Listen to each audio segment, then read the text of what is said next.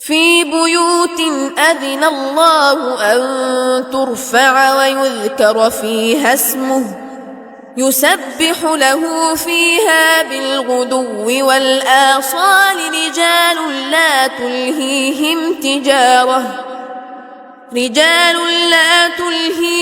تجارة ولا بيع عن ذكر الله وإقام الصلاة وإيتاء الزكاة يخافون يوما تتقلب فيه القلوب والأبصار ليجزيهم الله أحسن ما عملوا ويزيدهم من فضله والله يرزق من يشاء بغير حساب. والذين كفروا أعمالهم كسراب بقيعة يحسبه الظمآن ماء حتى إذا جاءه لم يجده شيئا ووجد الله عنده فوفاه حسابه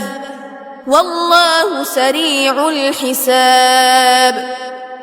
أو كظلمات في بحر اللج يغشاه موج من فوقه موج من فوقه سحاب ظلمات بعضها فوق بعض إذا أخرج يده لم يكد يراها ومن لم يجعل الله له نورا فما له من نور.